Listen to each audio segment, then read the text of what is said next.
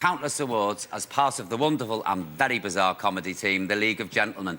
And he's here to tell us all about an epic journey across the Antarctic. Will you please welcome Mr. Mark Gatiss? Let me hear you. Come on.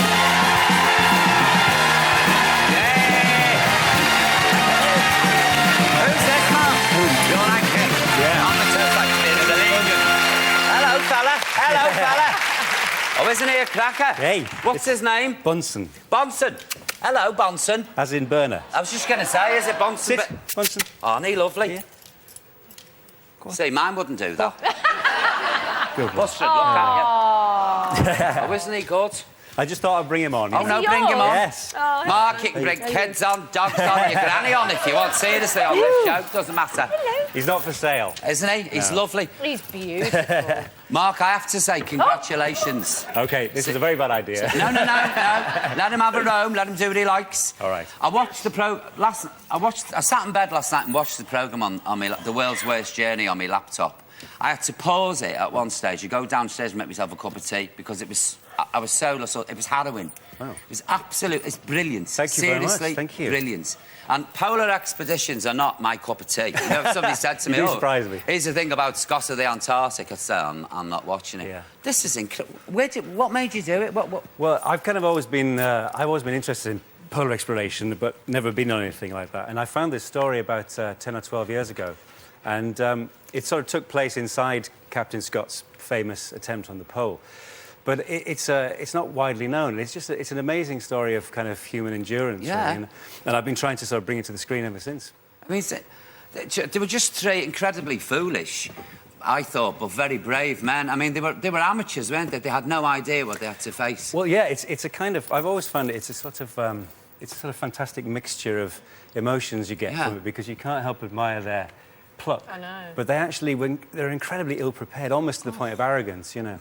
And this journey was to find the eggs of the emperor penguin, which had never been examined by science before. And the only time they could go was in the middle of the Antarctic winter, when it's pitch black and minus 77 degrees. Minus 77. Yeah. Which is But quite Twiggy, nicky. Mark's character, Cherry, he took his gloves off at one stage because his skis were slipping. I think it was minus 47, was it? There or something? It was quite warm then. And his hands, they were like, well, imagine with the frostbite, and then frostbite at the jaw. So you've done it as a complete dramatisation? Yeah. Oh, how wonderful. It's one, I'm telling you. When do we get to see it? On the 29th of this month, Sunday the 29th. Great. And it's at BBC Three. BBC 4. Did he take the blame, do you think, for Scott? You know, because people pointing fingers at him. Well, there's a sort of debate at the end, because he went out in the rescue party, and he always thought if he'd gone a bit further on and ignored Captain Scott's orders, he might have found them and everything. But it really, it was just sort of... I think it was more survivor guilt, really, because he didn't make... He made it and the others didn't. And, you know, it's like the war. Yeah. People came back and all their friends It's had gone, like any you know. major event like that. If you make it and the other... You must live with You that think all your absolutely. why me. Yeah. But there's a fabulous doctor in it whose idea of trying to sort of revive a patient is to put a fag out on his ear at the beginning. Yeah. He goes, no, he's completely in shock. Yeah, well, that's all He lights true. a fag and puts it out in his ear. He kind of went into total catatonia, and there was nothing going on for ages, you know. It's very scary. I'm not surprised after that. I mean, you don't... You know, you think, oh, they got the answer, a bit of snow, put your wellies on, you know, plough through. And That's what we did. But you've written this as well as starring in it. Yeah. Well, it's a real pet project. I've been trying for a long time, and BBC 4 initially asked me if I'd kind of present in a sort of Michael Palin way, to go there and tell the story. And then hysterically, there was a kind of mix-up with emails, and they did think I wanted to do it. I was going, no, the reason it's called the worst journey in the world, it's minus 77 degrees, it's totally dark. I'll not do that. Yeah, exactly. But in the end, you know, it's not the sort of place you can just turn up. It takes months and months of planning, and you have to go on kind of artistic bursaries and all kinds of things. Yeah. Oh, well, it's incredible. Let's have a clip, please, first, of the worst journey in the world. It certainly is. At minus 77 degrees, it was so cold that even matches refused to light.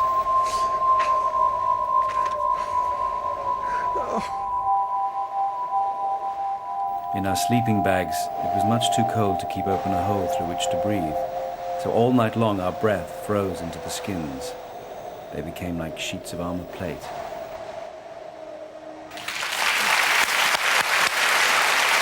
A I mean, Tricky, you've got to see this. I can't wait. I should write it down. Do you know something, Mark? I don't know whether this is a good thing, but I'm going to be now your PR man for this. I love it. No, because you know when you actually, occasionally in the drivel we have to watch, something comes along that glows, and that was it. You know, I always know when I have to stop it and go off and have a think about it before I can go back and carry on watching it. Because I found it so hard. I found it very sad as well. I thought, you know, the way he was treated at the end when he turned up with the Natural History Museum with the eggs. And he was just poo-pooed. And he said, have you come far? Come far? He's just risked life and limb through the... I mean, unbelievable. But this is what I think, certainly British television should do more of, because it informs, it teaches people, and it's fantastic drama as well. Yeah. And we used to do a lot of that, and then it kind of lost its way. But it's great. I'm thrilled Except you're for doing Top Model, which is my well, favourite show. you know, that's do you like Top Model? I love it and all. I'm glued. I've burnt more teas because of that. Seriously. Bamber Gascoigne was fab as well. Thank you. What did he think about it? Well, I heard when I was filming it, he was going to come down the set. Look, I mean, it's incredible. I was terrified that he would turn up, but he didn't. He went on holiday. But I've heard subsequently he was very pleased with it. Yeah. And I've now had a brilliant thing happen because Graham Garden from the Goodies was recently asked who would play you in the film of your life, and he said me. Oh, really? And I think if I could have told my 8-year-old self that Graham Garden would ever say that. It's not on the cards, by the way. And also Fanny Craddock, Fear of Fanny, that was wonderful. That. Thank you. I met her, you know, when I was a kid. Really? It was on a plane coming back from Ireland, and we got on the bus, you know, when you get off at the airport. And I leant on her coat. I was about 8. And she said, get off my coat, you monster child, this is mink. And my dad started on her. And I just remember this, like, I thought she looked like a drag queen. Formidable, redhead. And that screaming voice. at me. Yeah, and that voice. Yeah, and I always felt... force of nature, wasn't she? She was. But was there any... Did you have much research with Johnny? I mean... Well, it was difficult with Johnny because, I mean, he did actually, you know... He was hardly there. Well, this is it. And there was hardly any record of him actually talking. He'd just kind of do that thing and shrug and go off and drink. But he didn't actually drink much in real life. It was all an act, you know. No, she painted him out as, oh, Johnny, get the wine. Yeah, and he came on with his mom, you know, like he was more or less like... But it's very interesting that, you know, she kind of did the same act all her life. She was always rude to people. But the thing that brought her down was when she actually did it to a real person. She did it down the camera. People, like, sort of like Brucey or like you. Yeah. You know, the people love being slightly abused. But she sort of... I've got my whip under the desk here, just in case. But she did it to this housewife, and her reputation went overnight, you know. Yeah. Wow. She was foul to her, wasn't she? Yeah, absolutely foul, yeah. Why was that, do you think? I think she wanted to be top dog all the time, Fanny, and even like a housewife from somewhere. She's a very complicated person. I And think. also, if somebody's that awful all the time, she's got to be deeply unhappy. Oh yeah, well she's, you know, she made a lot of light of that, but she was kind of given away by her mother. Yeah. Because she couldn't look after her. I'm drawn to monsters, though, you know, like moths to a flame. I am. If Betty Davis was alive today, she'd be on that couch. I'm telling you now. We'll see what we can do. And Joan Crawford and all these monsters, you know, they used to come in and terrify. Who was it said that my idea of a film star is Joan Crawford, who eats 3 producers and a director before breakfast? Now, the books. You've written 2 books. Well, 2 I've read anyway. Lucifer Box, about an Edwardian detective. Mark, they're brilliant. This man. He's your PR. I'm such a fan. Seriously, I really am. Lucifer Box is I love the name Lucifer Box. Great. Please tell me they're going to televise Lucifer Box. Well, we'll see. No plans at the present, but I'm touting Fingers it crossed. I've got a 3rd one coming sometime next year as well. Oh, really? Yeah. You Trigger, you've got to read these. Oh, I will. Honestly. Sorry, I You're gonna wasn't be aware very of this. busy. No, I... Where'd you find the time, Mark, to do all this stuff? Well, I can exclusively reveal there are 9 of me. You make me sick. I hate you. You're so clever. Mark, it's great to see you. It really is. Too. And please, if the worst journey in the world doesn't get every award going, then there's no justice. But then there isn't. I know there is. You've got to watch this, folks. I mean it. You've really got to watch Thanks very this. much. It's brilliant. Ladies and gentlemen, please, let's hear it from Mr. Mark Gatiss. Come on. I should be your PR, shouldn't I? You are. But I'm just in awe. To say everything you touch is fabulous. Anyway, we've got a bit of wilderness of our own now, and we sent Susan and Diggler off to the Canadian wilderness, and here's how they got on in the night time, surrounded by wolves. Wusses, if you ask my opinion. I don't know if I'm cold or I'm just frightened.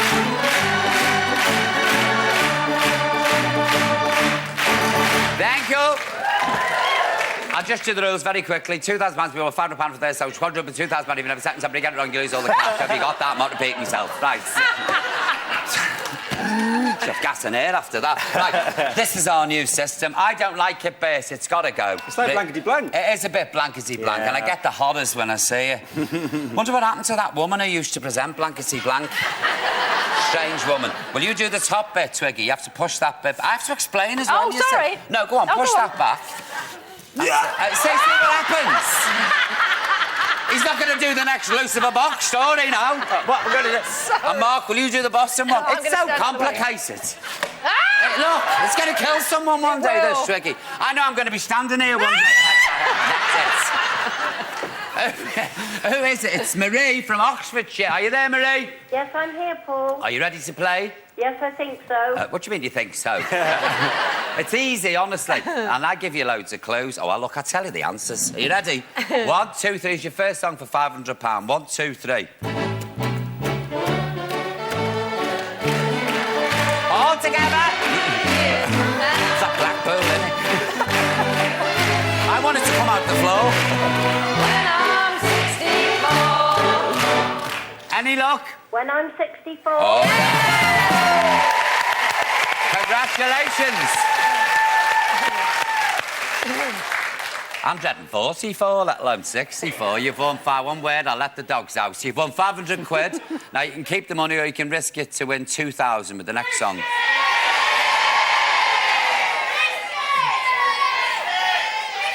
You're going to risk it? Yes, I will. OK, then. Here's your second song, then, for £2,000. 1, 2, 3.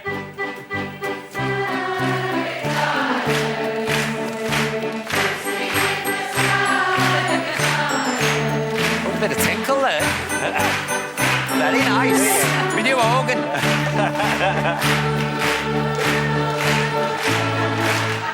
Any luck?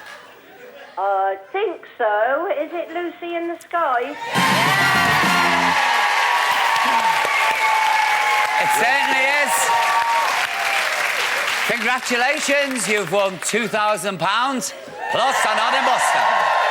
Thank you very much for calling. Up next, we've got 4 very needy homeless dogs. But first, here's the number to call and register for the organ game and for your chance to win all those high-tech goodies. See you after the break with the dogs. This week... Look at Maisie's face. Look at her face on that. Who have you got? Oh, Mark. All the big ones. Oh, Mark, she's lovely. Yeah, it's all right. Who's this, Mark? This is Maisie. Maisie. She's a fun-loving 10-month-old Mastiff bitch. The rescue team found her walking streets in Wales and suspect that she was abandoned because she was too big for her owners. She's the Children's Dog Rescue in Buckinghamshire. She's fun and extrovert and needs to be placed in an active home with owners used to caring for larger breeds. Mastiff bitches require a lot of space and any potential owners need to be prepared to invest time in training her, but it's all well worth it. Oh, she's wicked, isn't she? I mean, she'll get a lot bigger. But she's fabulous. Look, Buster's in love with her. Look.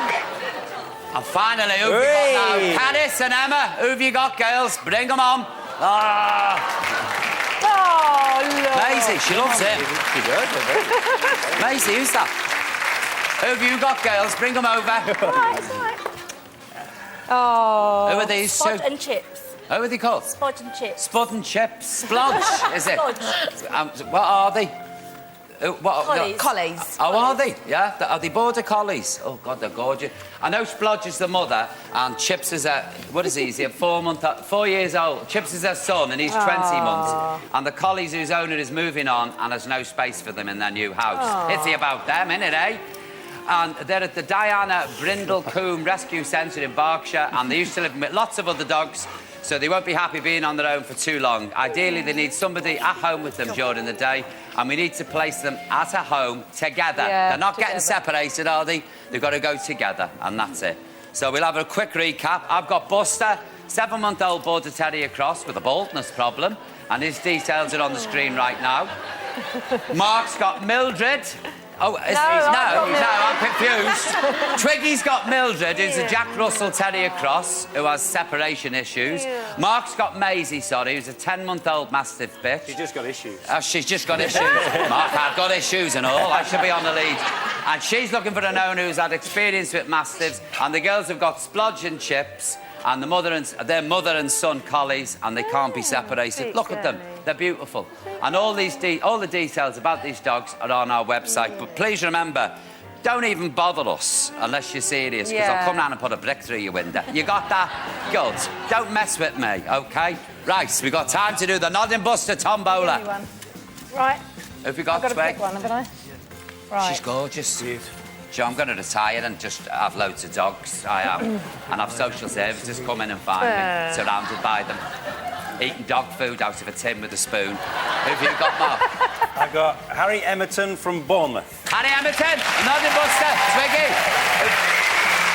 I've got Sophie Walizensky from Raynham. There you go, Sophie. Well, that's it for tonight, folks. A big thank you to my guests. To Twiggy, let's hear it. To Mark Gatiss, let's hear it. And to Emma and Gatiss, thanks, girls. Joining me tomorrow are Richard Wilson and Holly Willoughby, and the man with the fastest feet in the West. See you tomorrow night. Ta-ra.